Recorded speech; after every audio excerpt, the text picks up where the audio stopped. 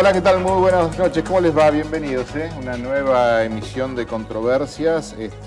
Y hoy, yo digo, me gustaría hablar de tres temistas que son tres elementos del pensamiento estratégico de lo que planteó Perón en su momento, que es ideología, estrategia y conducción, es decir, a lo largo del tiempo.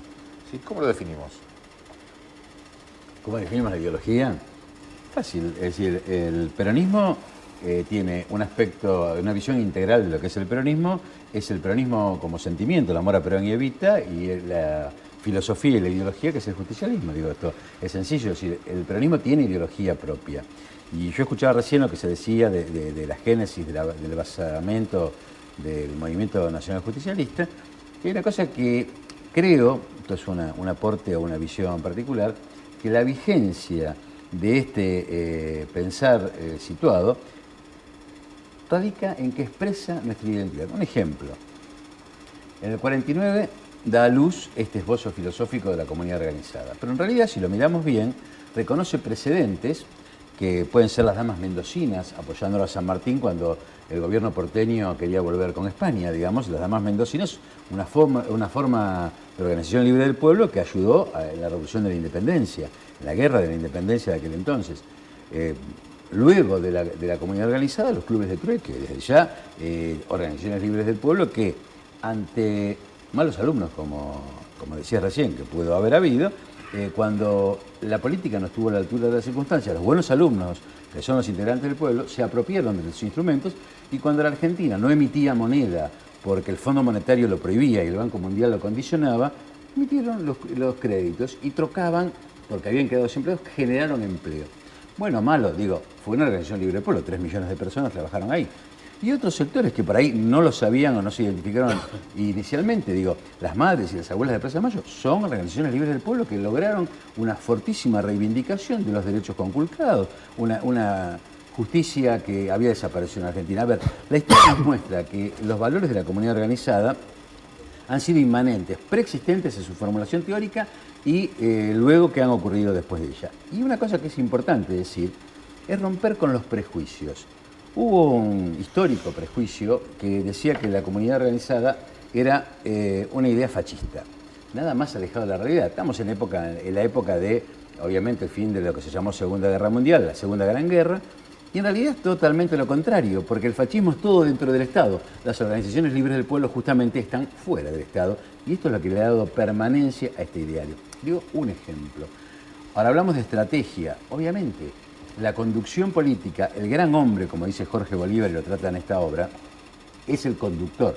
Es aquel que tiene una mirada estratégica y esta mirada estratégica permite construir la liberación de un pueblo. Un ejemplo muy claro y expresión de la propia identidad es la tercera posición. Otro filósofo que tratamos acá, Armando Porati, dice, la tercera posición, el justicialismo, es el término medio aristotélico. Es una cosa distinta, no es un poco de izquierda y un poco de derecha. Es el término medio aristotélico, tiene su propia identidad. Esta propia identidad ha tenido tanta relevancia en el pensamiento estratégico que, derrocado Perón por las lógicas del mercado, por el golpe del 55, pocos años después, este ideario de la tercera posición cobra cuerpo en el movimiento de países no alineados con personajes como Nasser, como Nehru, como Mao Zedong. Ahora, perdón, Luis, más allá de esta tercera posición, convengamos que a lo largo de los años y a lo largo del tiempo también se ha mutado, en algunos casos hacia una izquierda, en otros casos hacia una derecha. Como decíamos, en algunos momentos hubo extremos dentro de lo que significó también el pensamiento peronista en la Argentina, ¿o no? No, a ver, yo lo que creo es esto. Todo movimiento de masas contiene una amplitud de sectores. Me vuelvo al ejemplo de quienes tomamos aquí para analizar. Alguien que está en la etapa fundacional, la primera etapa que analizamos, es Carlos Estrada. Carlos Estrada es un enorme filósofo argentino que terminó abrevando en el maoísmo. Bueno, pero aportó en una etapa histórica, concretamente, a este ideario de la propia filosofía.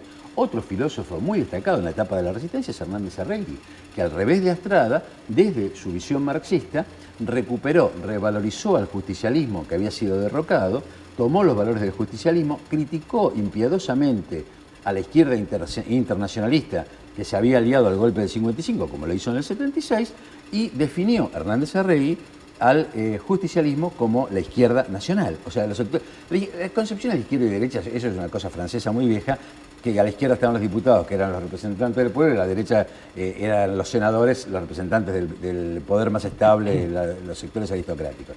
Pero más allá de estas categorías, estas categorizaciones que no son propias y que parten del iluminismo del siglo XIX, nosotros lo que nos proponemos es superar esta mirada. Porque esta mirada de izquierdas y derechas no es ajena.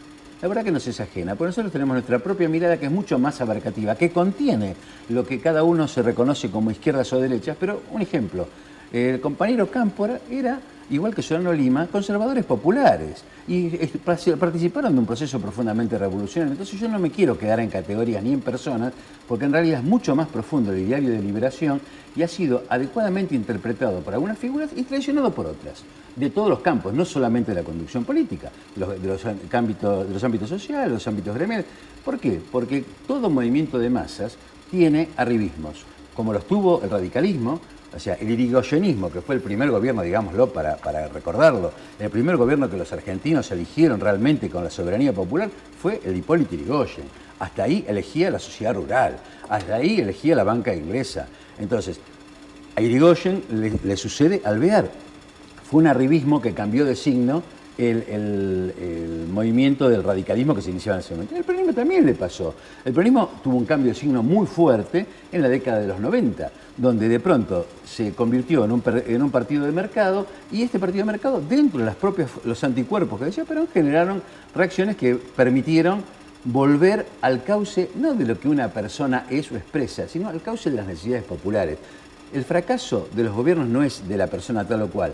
El fracaso es cuando no se atiende justamente la soberanía popular, las necesidades del pueblo, lo que hace a la felicidad del pueblo. Y esto el peronismo lo tiene como un cartabón ineludible. Un poco más, un poco menos, me puede gustar menos, me puede gustar más, pero hay un cartabón que sigue. Por eso nosotros, y te dejo, y no sigo con esto, pero te dejo una punta en esto, estamos queriendo introducir un debate desde la filosofía. Porque el reduccionismo de caer en cuestionar si Norma Martínez es peronista o no es peronista no me va a llevar a muy lejos. Es decir, lo que es importante es rescatar, así como nosotros estudiamos concienzudamente la historia, la geografía y el pensamiento eurocéntrico, es tiempo de que reconozcamos nuestro propio pensamiento. Y a partir de nuestro propio pensamiento, después a partir de ahí veamos quién está más cerca o no y quién lo enriquece o no. Porque si no caemos en categorías, a mi modo de ver, reduccionistas que nos alejan de la verdad, y caemos en categorías que se nos son ajenas y que en definitiva son de aquellas que, vuelvo a decir, como dije al principio, de las que creo que sería conveniente deseducarnos.